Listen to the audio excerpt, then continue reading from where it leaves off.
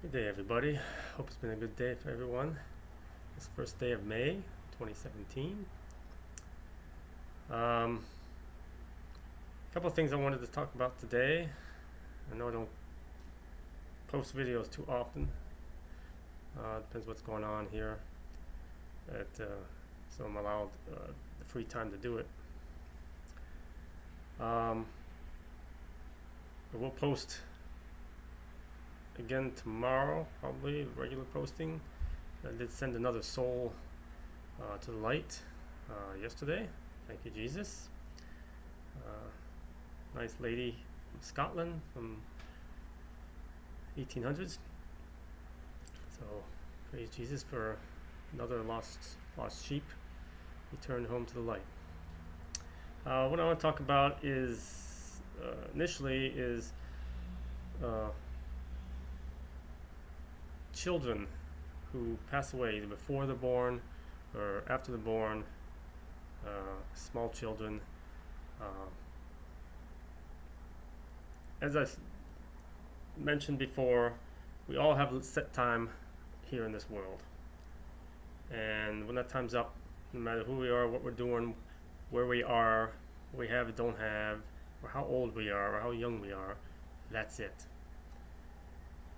Now that begs the question, why would God set the time for a soul to be here such a short time, especially the ones that suffer from diseases or illnesses? Why would he do that? I don't have all the answers to why they're here a short time and suffer.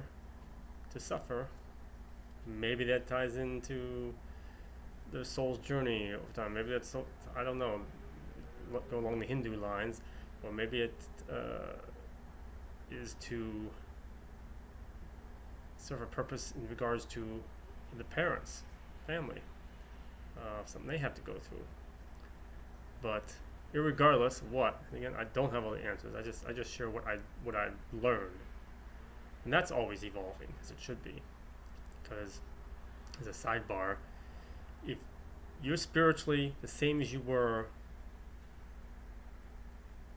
when you were younger, or many years ago, or a year ago, or 6 months ago, or even a month ago, then you're not doing well.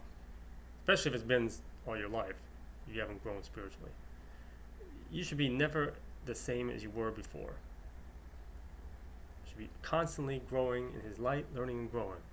You know, people are so focused on improving themselves in the physical world, either their body or their minds, learning more things, book learning, or through experiencing things. And that's fine, that's all well and good, but the main one should be learning about God, growing His light. Putting all that, even learning can be an idolatry. If you're putting all kinds of other learning ahead of learning about Him. He is priority number one. And that's another thing that ties into idolatry. He should be primary. And you can learn about other things along the way as well. I mean, we use so little of our mind. But you're not going to overtax your mind, certainly. But back to the children. Now, what I have learned, and through experiences with my daughter and others, I've helped. That has taught me a lot. My daughter, as I've shared on there, was an aborted child, and that's something I carried with me for a lot of years. Because at that age, I was 25. Mother was 21, 22. She wanted the child. I didn't want the child. I didn't like myself. It was just a whole different person back then. Nothing who I am now. And I love children. But I talked her out of having the baby. She'd had 2 other abortions. So that kind of was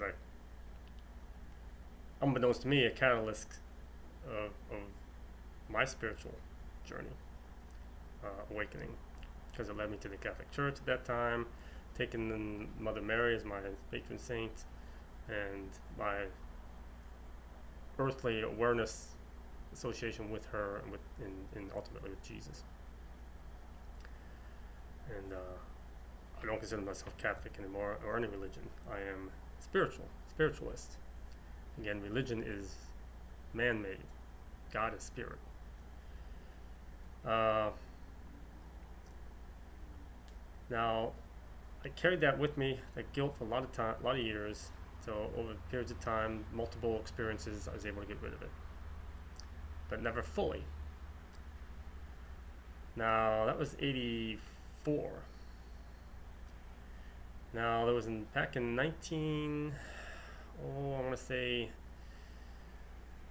she would have been born in '85, so around 1990, when all that horrible stuff was going on in Yugoslavia, and a lady, Mary was appearing in Medjugorje, and all that. She was telling those children there, and so many children were being adopted out, trying to be saved. I was driving to work one day and I had a vision while I was driving, and somebody or something was watching over me when I was driving, because I never veered from the road. There was a vision, and I saw myself walking down like this old world, maybe Eastern European orphanage type place, with all the little low beds, right out of Jane Eyre or something like that, all neatly made, just the simple little frames. And there was a guy in a dark suit, a hat, and health personnel, kind of like a hospital outfit, walking with me, talking to me, that I wasn't really hearing. And all the beds were empty. We walk up to the end, and there's a little girl huddled in the corner between the wall and the bed. Dark hair, about 5 years old, holding under a bear or a doll, can't remember for sure. And then they're telling me that, well, she's new here, she's brought here, she hasn't talked to anybody, let anybody touch her. And I just kept walking around, put out my arms, and she came right up into my arms and was gone. And then I came out of it, and I was much further down the road. And I'm like, wow, what the heck was that? It's the first I'd experienced anything like that. And it was some years before I did experience anything else. So I thought it was like, what's that, Lord? You telling me to try to adopt as a single person, to adopt a child? That's what I was immediately thinking, especially because it has the Eastern European look to the vision and the little girl. But as it turned out, I never did adopt someone. I never acted upon it. I never got any other direction in that regard. And that was after my first marriage, divorce. Then I met somebody, my second wife, a few years later than that, and had two wonderful stepkids at the time. And there was a little girl. She was 4 years old, almost 5 when I met her.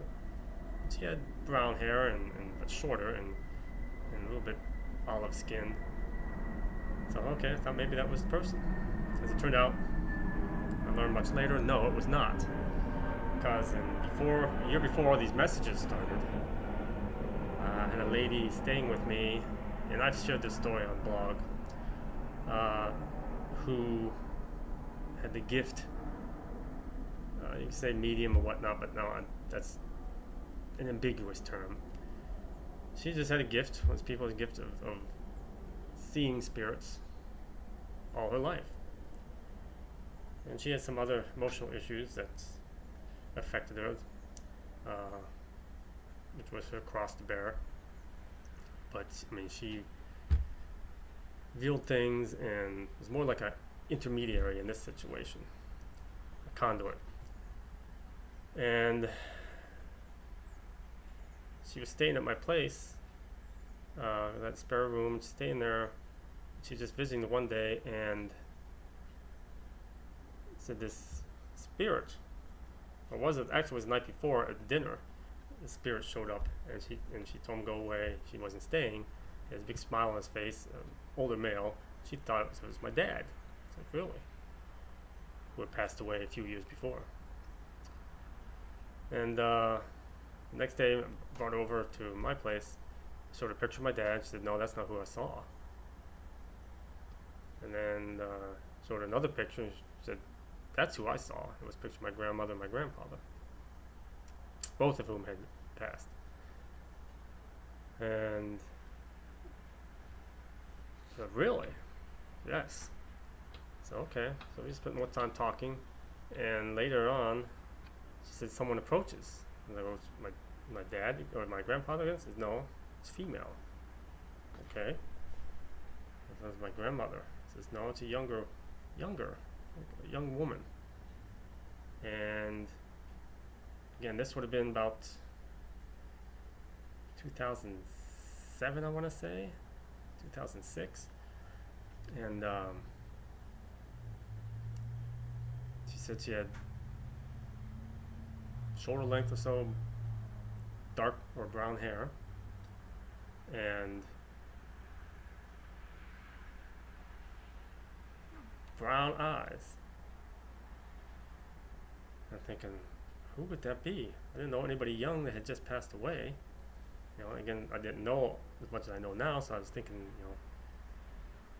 more restricted parameters spiritually. And she said, she's approaching, she's getting closer. And I said, who is it? And she said, she's speaking for this young woman, she said to tell you it's not your fault. You know, where'd that come from? What is that? What was that? What's not my fault? What's not my fault? And she said that it's her mother's fault, her mama's fault. Her mama's fault? I'm thinking, what? Who? What? I had no idea who this was, what she was talking about. And then all of a sudden, I don't know, she triggered it. She might have, or somebody else around me triggered it. I realized what she was talking about. She was talking about the abortion. I said, oh my God. It says, it's just sudden awareness, awakening. Of course it's my fault.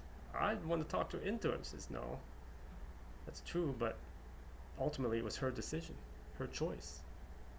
Like, this is just blowing my mind. And I realized, like, yeah, actually it was her final choice because it was her body. So, but I didn't think ill of her, the mother. I was still in contact with her friends. And at that time, it's like, oh my God, like, no, but still trying to convince her that no, it's my fault. Says, no, it's her fault. There's no fault. She's forgiven, but it was her choice. So here I've been carrying that burden for no reason, because I'd been forgiven. And as I learned later about forgiveness before something even happens, because God knew it was going to happen. Well, she's telling me, we talked for a while, and then she spent time over the time the lady was there. So the lady was like a conduit. I didn't have the ability at that time to be aware of her, communicate with her. And when the woman left, months later, it took some time for me to be able to be aware and sense my daughter. But other things happened along the way, and other people came along the way to help that until I was stronger. And the Lord will do that. He'll send people to help you in your growth process to where you can get to the point where you don't need others' help in this world, the physical world. So we had wonderful blossoming, like new father-daughter relationship, which is wonderful. And he's very playful and giddy and childlike, which you have to be in heaven. And not childish, childlike, with the innocency of youth.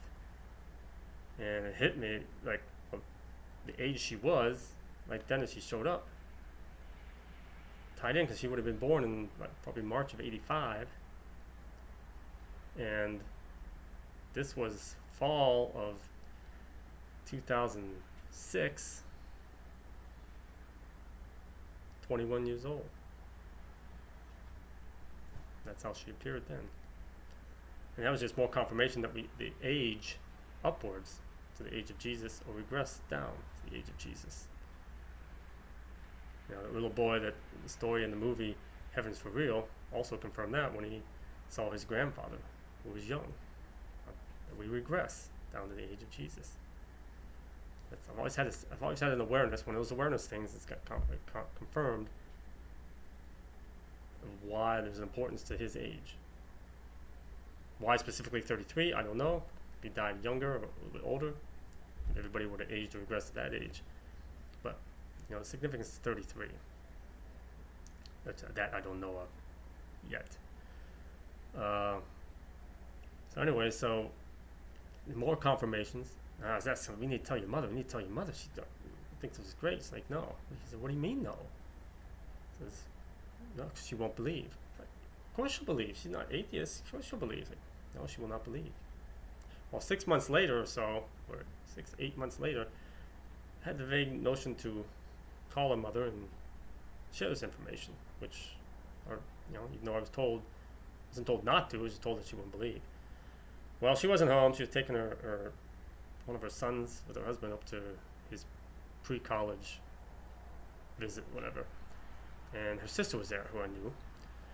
And I was telling her sister all this stuff. And she's like, oh, man, that's amazing. That's awesome. And I told her, well, I was going to kind of tell Julianne this, but Angelica said not to. She wouldn't believe. And her sister, who knew her sister better than anybody, even better than her husband, said, she's right. She won't believe. Bam, confirmation. So I've never told her. I've hinted at it and spoken of her on Facebook before, on a previous Facebook page I had when the mother was on the friend list. So I don't know if she ever saw that or whatever. I don't know, but I'm not in contact with her anymore. Maybe she thought I was nuts or something. I don't know. But anyways, her daughter Angelica watches over her as well. And she has. I even know now. Angelica told me the names of the. Because I knew there was 2 other abortions. She's always told me their names, and they're with her. They're not necessarily around me. They might be around their mother. But their names were. They were boy, girl, boy, and then girl with Angelica. And she's mother since had 2 other boys that have grown. Their names are Jessica and Albert. So God bless them. But anyways, so that just told me that children, whether unborn or born, they go to heaven because they're a soul. Now since that time I've learned, where I had the vision of the other time I saw her, it was a vision, and it was with Mary, sitting in robes on a throne. Well, I wasn't aware that it was her initially. And it was like over this meadow, this like small little hill. Angelica Marie was looking at me, and she's moving away from me.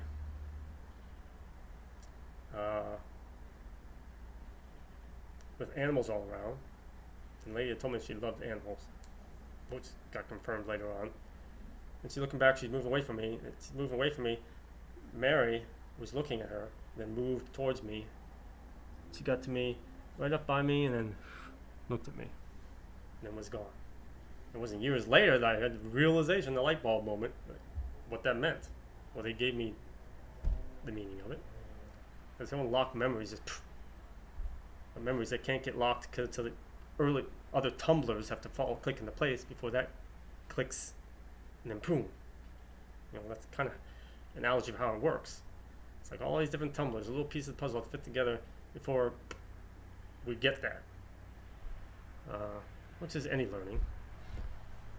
And I realized that there was her saying, her, I give to you. It was a gift. She was a gift. She was my guardian angel. And as it mentioned in messages, maybe last year or so, telling about how all those children are guardian angels for us. We all have guardian angels. Everybody has at least one angelic spirit or heavenly spirit around them. At least one. I have many. I don't even know all their names. But that's another topic. So she's around me. She comes and goes. Sometimes she'll take me traveling, spiritual travel, soul travel while I'm asleep, been to different places. Went to Austria a number of times. My great grandfather was from. Who I think she referred to somebody early on as Oompa, which Oompa is kind of an old world name for I don't know what's it, affectation of a grandfather or something or I don't know something. Not exactly sure, but that's who she referred to. She could be referring to my grandfather, who showed up that first day, whose parents came from Austria, although they were Bohemian. So I knew they were involved, and I also confirmed that why they were involved specifically, because I had that awareness that she was conceived when me and her mother visited my grandmother about a year after my grandfather passed. Just visited her in her home. So I believe that's where I believed in confirmation that that's where she was conceived, which would have taken her to. I based that was in early June, and knew she was pregnant. She came to me anyways in late July. So, and then she would have confirmed that she would have been born around spring equinox. So that's why I was calling her Spring.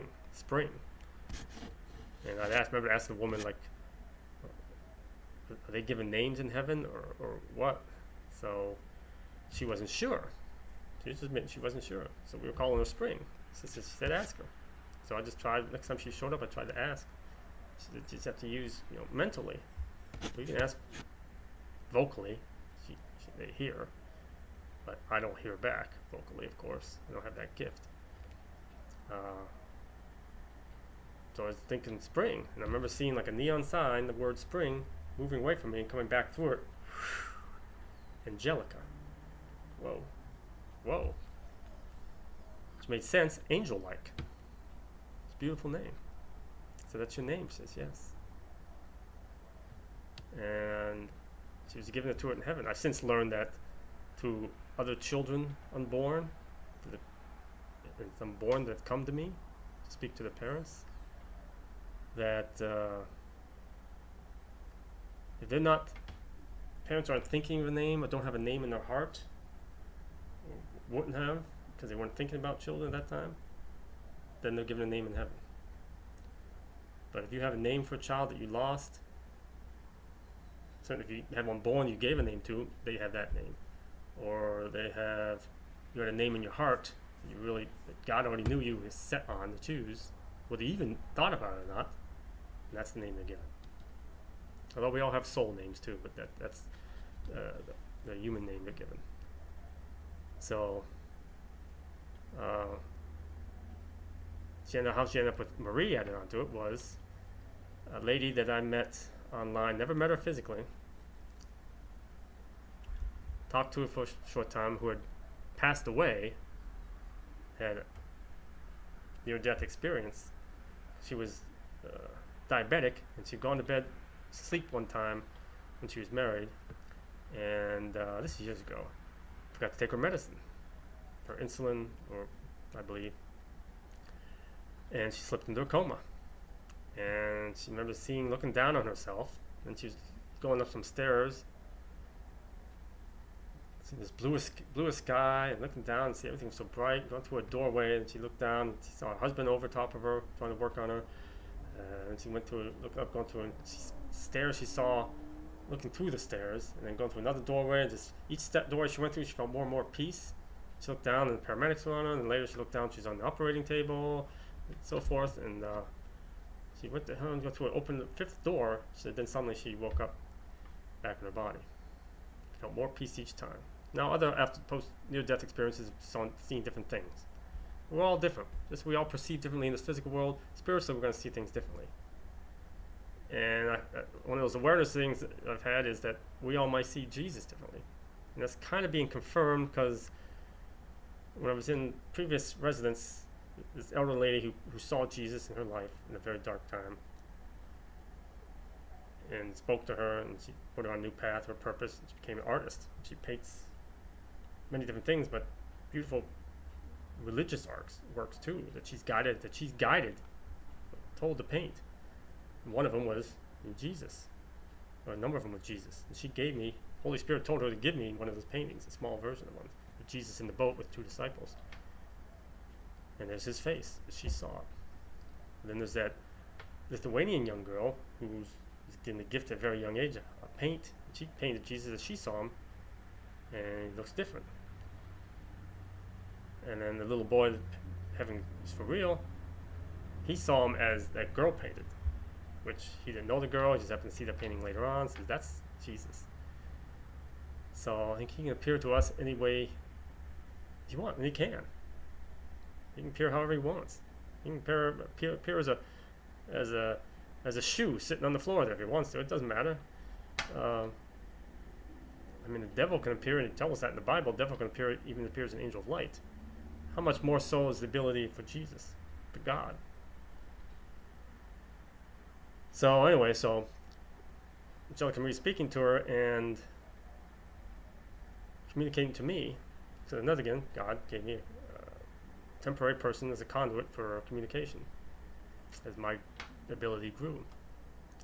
And she came and woke her up one time. She called me at work. Says, Angelica came to me during the night, woke me up at 4:30, and says, I asked if she had a message for you, and she said no. I said, what is it? She says, you need to get up right now. I said, well, get up? Why? It's only 4:30. She says, you need to get up right now and take your medicine.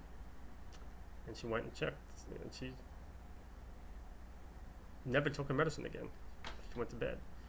So Angelica Marie saved her life. And another day she called me later on, and I need to ask you something. I says, sure. Says, does the name Marie mean anything to you? This woman didn't know me from Adam. We knew each other for a few weeks. And I said, no. And I go, why? I wasn't going to tell her anything. I wasn't going to broadcast anything. She said, well, Angelica came to me again, and she said to tell you that,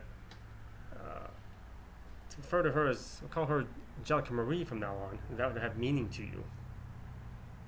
And I'm smiling. I said, well, actually, it does, yes. And this was again confirmation of where she was conceived. My grandmother's name, whose home I believed her to be conceived, was named Marie. And that grandmother appeared not long after Angelica Marie first came to me, grown. I felt her presence, but before that I smelled it. There was this one spot in my dining area. Walking through there, I just got bowled over by her scent, which was a lilac scent. Or was it lavender? I can't remember exactly. And it was in one spot. Nothing was open in the place. I had no scented candles or anything out there. Nothing that could have caused that. It was like very strong. So I said, yeah, so my grandmother's name was Marie. Her firstborn, who died of crib death, was Bertha Marie. My mother was Rosemary. It is Rosemary. My sister, firstborn, is Karen Marie. Her firstborn is Emily Marie. My other grandmother's name is Mary. And Mary was my patron's name. So yeah, it has meaning to me. And she was just as blown away by that as anybody. You know, and since she'd come back, she was able to see angels and communicate. She had this gift of communicating. So that was awesome. So that's the derivation of Angelica Marie. I'm going to have to wrap this up because I didn't get to the other thing I want to talk about. So having learned in that learning process, and the other children communicated to me, and others, people that I've known, they've told me and they've taught me as well that these children, well, they told me with her later on that she was never supposed to be born. pointed out to me there was no need to be guilty. He hung on to the guilt for no reason because she was never supposed to be born. She was only supposed to be, her soul was supposed to be conceived, because you have to go through that process. Creation of a soul that has to be conceived to go through that process back to heaven. Be conceived to be your guardian angel. That's what she was supposed to be. And I always felt torn. It's like, well, I never got to experience her birth and experience all that. But at that time, I wouldn't have been a very good father, very good parent, because I didn't like myself, or life, or anything. So, how would she have ended up? A mess, corrupted in this world. Here she was uncorrupted, and always been uncorrupted and remain uncorrupted. All shall be uncorrupted, pure. And I do experience her. And I will experience her more once I leave this world. So now I know. And now I know about the limited time people have here. So any children, anybody out there who reads this, my blog, or watches this video, know that if you've had a child, any child that you've lost through miscarriage or abortion, if it was conceived, even if you don't know it, because I have one child that communicated to me that was, parent didn't even know about the conception. His sister, who had spoke to me earlier, she knew about that conception. Didn't know it was a girl, but she had an awareness it was a girl. That got confirmed. Well, this was a brother before her. Probably her first miscarriage, first conception in their marriage. They didn't even know about it. You know, something can happen so quickly you don't even know. But if there's that conception, which is when the male and the female, the egg and the sperm come together, and create in union an entity, a child, a fetus, that is conception. The soul enters. The soul enters the mother's womb. All this discussion about abortions and when's the soul there, when's there's not a soul. Like, there is no conception unless there's a soul. Period. End of story. So many are, all those ones that aborted or miscarried, but they're taken because they weren't supposed to be born. So do not worry. They're okay. Any child that leaves this world, whether born or not born, is okay. Now the ones that come here for a short time, that's just an extra bonus gift. That's like icing on the cake. They were conceived to be your guardian angel. And you were given the extra gift of having physical world time with them in your life. Even if they suffer from disease or some accident happen, they're okay. They're okay. And I'm sure if you talk to any parent that's lost a child and suffer from disease, how is that child handling with that disease? They're so full of grace. Maybe I think each instance is specific to the parents and the family, to teach them about God's grace. And let them know, hey, you've got that guardian angel. That child is going to be your guardian angel. That's why they're there. You're given that extra gift of time to spend with your guardian angel. How awesome is that? That's greater than I had. Is it hard to deal with, the loss of the child? Absolutely. But remember, it's a gift. If this helps, think of it as that, and know that it's true. And it'll help you to let go. If you lost a child through miscarriage or abortion, or physical world passing, not death, passing, those children are all in the light, taking the light immediately to caregivers, caregiver spirits, angels, and they're okay. And they will be with you, around you, and they will be communicating with you. Now, whether you can be aware of that communication is up to you. But the sooner you put God first, priority, and start to learn and grow, and say, God, teach me, help me grow in your life. Take these burdens, this pain, and this anger, this guilt that you may have, that you may be carrying because of that. Take it away from you and focus on Him. And let go, help Him take all that stuff from you, from the physical world. Then you will believe and grow in His light, and you will be able to experience those children. Absolutely. The more I've gotten rid of stuff, the more I'm aware of it. And I know that I will be with her. She will be with me when I do what I need to do after I leave this world. So it's just Awesome. Don't despair. Don't carry that guilt and that pain or any anger at God or yourself, thinking, oh, there's something wrong with your body and that's why. Nonsense. They left this world. They were a gift to you to be your guardian angels. But through the process of what creation, God has set up certain parameters and processes. The soul has to be conceived before it makes it back to heaven. Whether it's conceived to exist in this world for a period of time or not, it still does. Even if it's in miscarriage, it's still in this world. But it has to go through this process to get back to heaven. We all do. So they're a gift. They're a gift. Be your guardian angel. Talk to them. They'll communicate with the other spirits through your sleep when they're at a maturity level to be able to do so. They're learning that stuff, how to communicate. They're learning in a perfect classroom, heaven, how to communicate perfectly, all different ways. So if you're not aware of them or hearing from them, it's because of you, something in you, in this physical world. That's why you have to get your priorities in order, God first, and ask Him to lift all that stuff from your burden. Offer Him up a guilt and sin offering every single day. Leave it by your bedside. Here, it's by my bedside. Take it from me, Lord, and replace it. And your angels pick it up, replace it with your grace and your light and your peace and your joy, and help me to learn and grow in your light. And talk to these children. If you had a name in your heart for them, that's their name. Talk to them. Say, hey, Angelica Marie, I know you can hear me, and they can, no matter where they're at.